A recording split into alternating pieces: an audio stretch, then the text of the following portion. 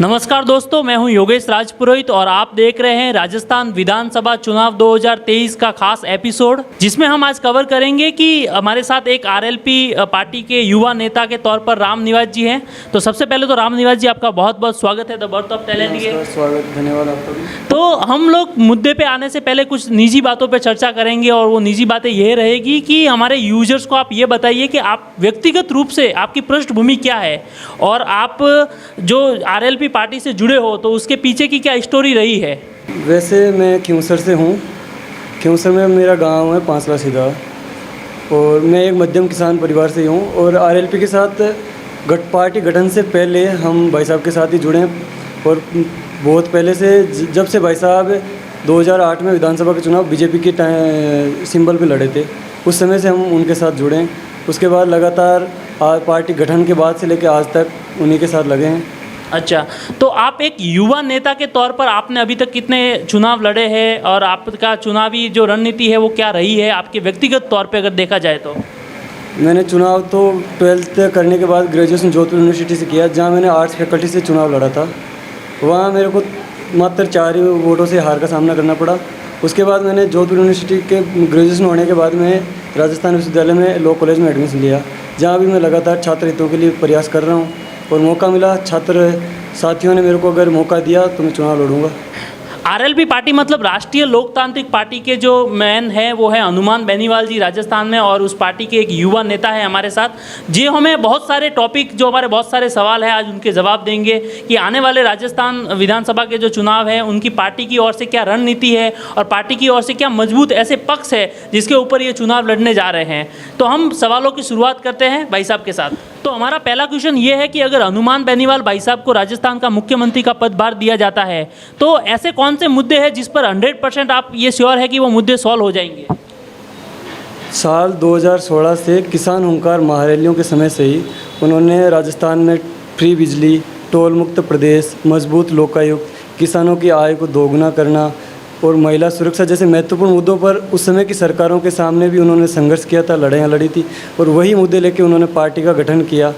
और अगर भाई साहब को मुख्यमंत्री बनाया जाता है या तो मजबूती के साथ इन मुद्दों पर कार्य करेंगे और हमें पूरा विश्वास है कि आने वाले समय में राजस्थान में ये महत्वपूर्ण मुद्दे हैं उन पर कार्य होगा उनका। तो आपने अभी बोला कि फ्री बिजली और ये जो महिला सुरक्षा है ये सारे मुद्दे लेंगे, तो फ्री बिजली कहीं ना कहीं आप पंजाब और जो दिल्ली के चुनाव हैं जहाँ पे आम आदमी पार्टी के नेता भी इसी मुद्दे पर चुनाव लड़े हैं, तो आपको लगता है कि बेनीवाल जी भी यही मुद्दे आगे लेके आएंगे, बिजली, फ्री बिजली का, और लोगों को लालच दे के आपका ये मुद्दा है टोटल? इसमें लोगों को लालच की बात नहीं है। फ्री बिजली का मामला किसानों को फ्री बिजली का है। बाकी शहरी क्षेत्र में फ्री बिजली, उनकी बिजली दरें कम हो सकती है, आदि अनुदान मिल सकता है, लेकिन किसानों की संपूर्ण बिजली फ्री पे हमारी बात चल रही है, मतलब बात कर रहे हैं हम किसानों के सामने। फ्री बिजली, किसानों के फ्री बिजली मुद्दे पे ही हम चुनाव लड़ेंगे और किसानों के बीच उनके पूरी 100% फ्री बिजली को लेकर जाएंगे।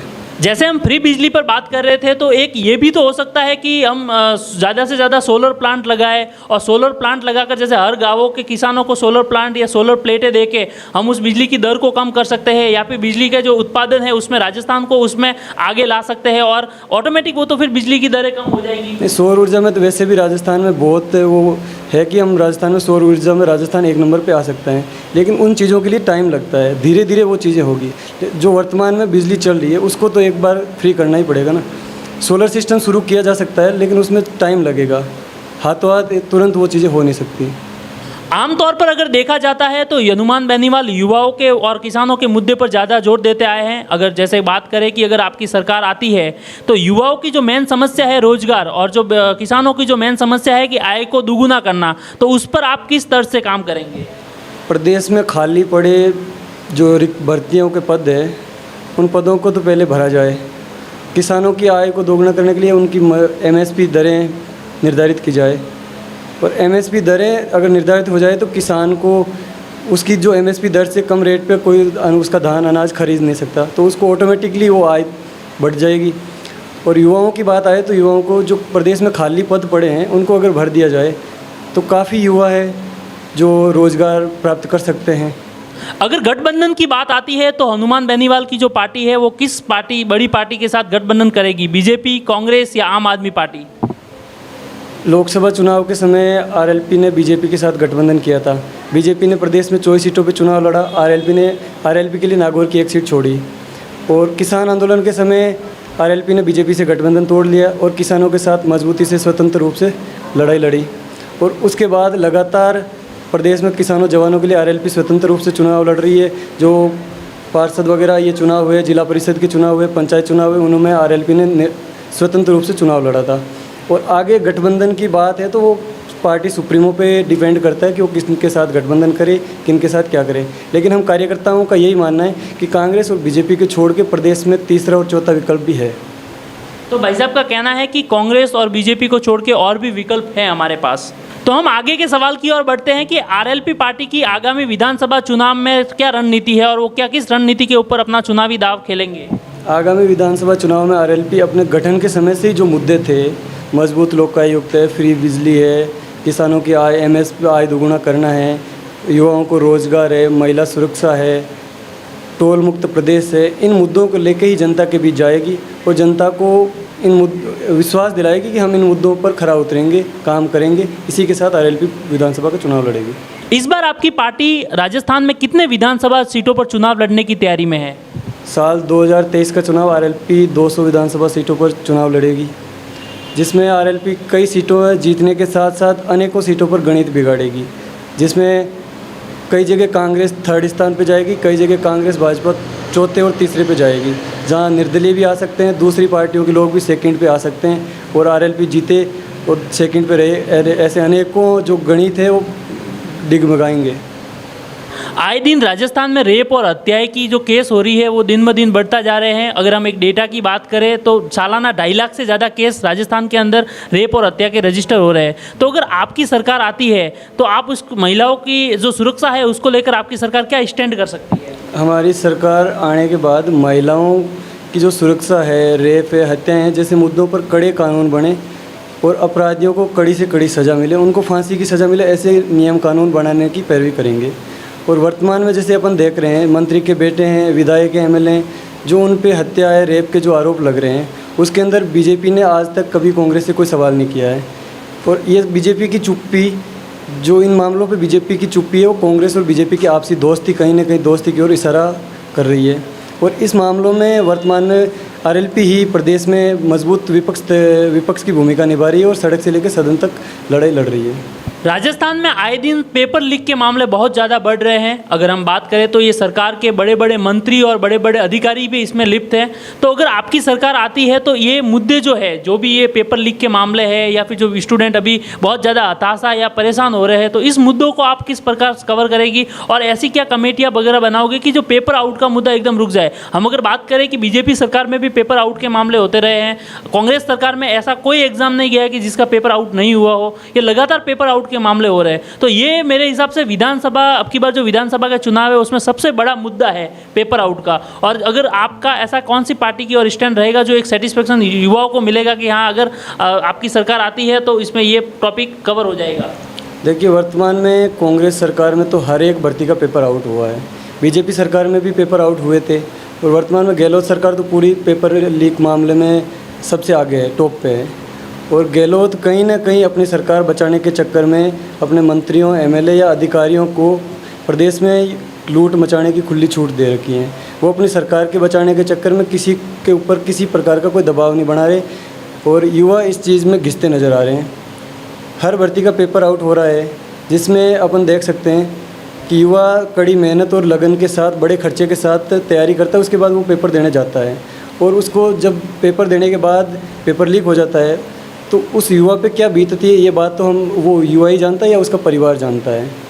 और आरएलपी इस महत्वपूर्ण मुद्दे पे लड़ाई लड़ रही है और आगे भी आरएलपी का यही रहेगा कि भाई जो पेपर लीक है इस मामले में कड़े से कड़े कानून बने और जो एग्ज़ाम हो रहा है उस एग्ज़ाम के अंदर जैसे पेपर बन रहे हैं, पेपर बनने से लेके और एग्ज़ाम होने तक जो भी गतिविधि हो रही है उसके अंदर जो व्यक्ति उसमें काम कर रहा है उन व्यक्ति पे कड़ी से कड़ी निगरानी हो और जो मामला, जो पेपर संपूर्ण नहीं हो जाता एग्ज़ाम, तब तक की उसकी पूरी गतिविधि एक सीसीटीवी फुटेज या उसकी ही निगरानी में होनी चाहिए।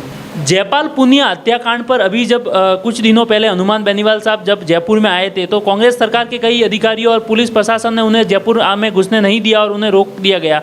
तो इस दमनकारी नीति जो कांग्रेस सरकार की है, इस पर आप क्या कहना चाहेंगे? जयपाल पुनिया हत्याकांड में पीड़ित परिवार के लिए न्याय आरएलपी ने ही लड़ी और स्वयं भाई साहब भी वहाँ जाके मौके पर गए थे, धरना स्थल पर बैठे थे और वहाँ जब बात नहीं बनी, सरकार नहीं मानी तो उन्होंने जयपुर के लिए कूच किया और जयपुर में घुसने से पहले ही उनको जयपुर से बाहर जो गहलोत सरकार के आला अधिकारी है, पुलिस प्रशासन ने, उन्होंने सरकार के इशारे पे उनको वहाँ रोक लिया।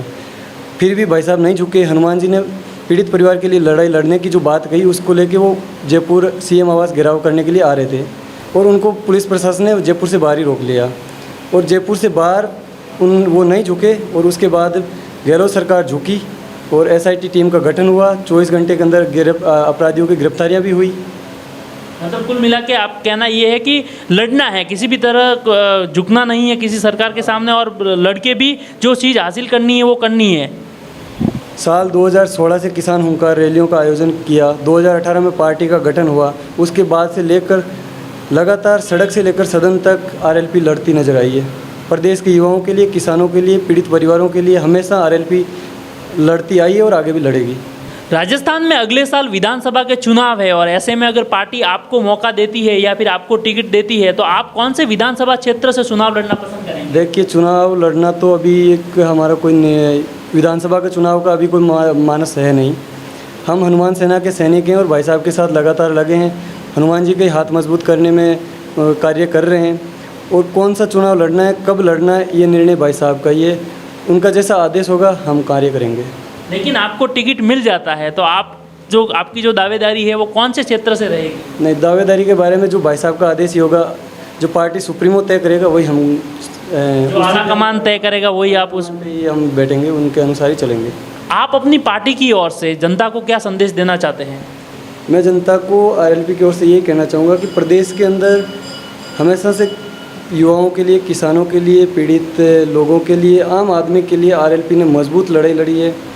जब से आरएलपी का गठन हुआ है तब से पार्टी के सिंबल पे हम लड़ रहे हैं। उससे पहले भाई साहब अकेले एक निर्दलीय के तौर पे भी लड़े हैं और कम से कम 10 साल हो गए भाई साहब को आम पीड़ित परिवार, किसान, नौजवानों के लिए लड़ते हुए। सड़क से लेके पहले विधानसभा तक लड़ते थे, आज लोकसभा तक भी लड़ रहे हैं। बीजेपी के साथ गठबंधन हुआ, किसानों की बात आई तो गठबंधन तोड़ के भी उन्होंने अलग से लड़ाई लड़ी स्वतंत्र तौर पर। और मैं खास तौर से युवाओं से निवेदन करूंगा कि राजस्थान में इस परिवर्तन की क्रांति में क्रांतिवीर बनने का सौभाग्य जरूर प्राप्त करें। आप अभी तक सुन रहे थे एक युवा नेता रामनिवास बेनीवाल जी को और उनका तर्ज पे जो भी उनके मुद्दे हैं, जो भी उन्होंने पॉइंट बताए हैं वो एक पार्टी को मजबूत करने के लिए बनाए हैं। रामनिवास जी, आपको बहुत बहुत शुभकामनाएं आगामी विधानसभा चुनाव के लिए। आप मजबूती से लड़िए और अगर आप ये वीडियो फेसबुक पे देख रहे हैं तो हमारे पेज को लाइक कीजिए। अगर ये वीडियो आप यूट्यूब पे देख रहे हैं तो हमारे चैनल को सब्सक्राइब कीजिए। बहुत बहुत धन्यवाद।